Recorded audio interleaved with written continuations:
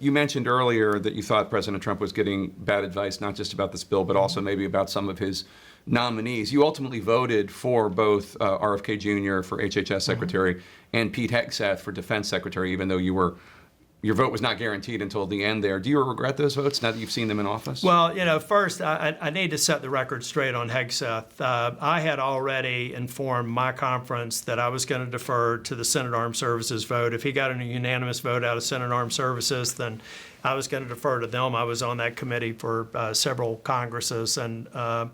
But then there was that allegation that came out on that Sunday. It was net new information. I complete my due diligence. And so I interviewed a number of people. I was called over to the White House on the Thursday night asking me to vote for them. I said, I may. The vote's not till tomorrow. I've still got to complete my due diligence. And quite honestly, there were conversations that I had on Friday that made me put this allegation in the same category as the other ones that I'd worked on before he was confirmed. Now, this had to do with abusive tactics towards women? Or towards, that's right. Yeah. But what it came down to is, honestly, there was never an example of an eyewitness corroborated account. And I had to be fair to Pete Hegseth on that issue. Now, with the passing of time, I think it's clear he's out of his depth as a manager of a large, complex organization. Yeah, what was your reaction to the Signalgate situation? Well, that's just one. I mean, this whole idea of having a pause in Ukraine defensive arms, right. That's just amateurish. I mean, that's from somebody who doesn't understand large organization dynamics. So, I don't regret the decision I made back then based on the facts as I knew them then.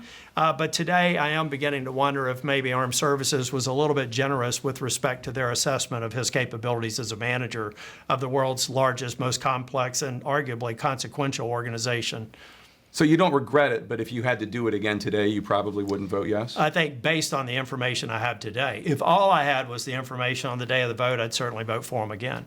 But now I have the information of him being a manager, and I don't think that his probationary period's been very positive. What about RFK Jr.? Because he's obviously gone back on a lot of the promises he made to your colleague, Senator and Dr. Cassidy, about vaccines. I think that will be something that we'll take up. I defer a lot to Bill Cassidy on that. He's a brilliant man. And I consulted with Bill. Quite honestly, if the main reason I supported Kennedy was because Bill Cassidy thought that we should see how it plays out. And one thing I will say throughout this whole process is I'm thoroughly impressed with Mehmet Oz. I believe that he's quite capable and running a very important part in CMS. You also aroused the president's ire when you made it clear that you were not going to support Ed Martin to be U.S. Attorney for Washington, D.C. The president took the note and just made him the pardon attorney at the Justice Department. What have you thought about how he's been there? I couldn't care less about what he's doing in the Justice Department. What I cared about was having him be the key prosecutor in the district where he excused what happened to these police officers on January the 6th. It was just disqualifying. I mean, he literally was excusing some of the behavior of people who entered the building. I still call those people who got pardoned by the president thugs. There are about 200 or 300 people that should be behind bars now for what they did on January the 6th. I do agree with Martin that there were people that in the heat of the moment, they got more prosecution and more devastating consequences than they probably deserved. But at the end of the day, folks, we got to treat you like an adult or a child. You decide which one you want to be. You walk into a beaten and battered Capitol and you see police officers being wrestled to the ground and you don't think you're in a bad situation, you should probably think twice. So there should have been a consequence for them, maybe over prosecution.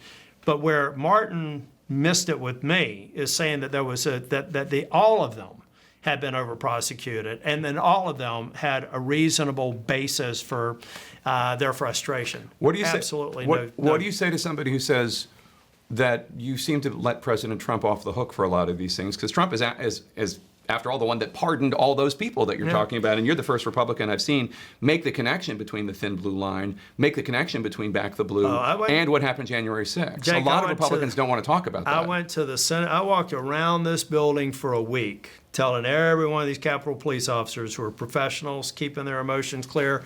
I said, what the president did sucked, and I want you to know it. And then I got to thinking, I probably should elevate that by going to the floor and saying the same thing, and I did that.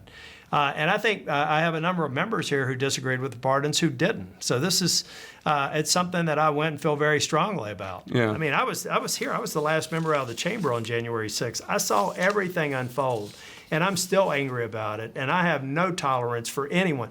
The president should know if there is anyone coming up for a nomination through any committee of my jurisdiction that excused January the 6th, that they're not going to get confirmed in my remaining tenure in the U.S. Senate.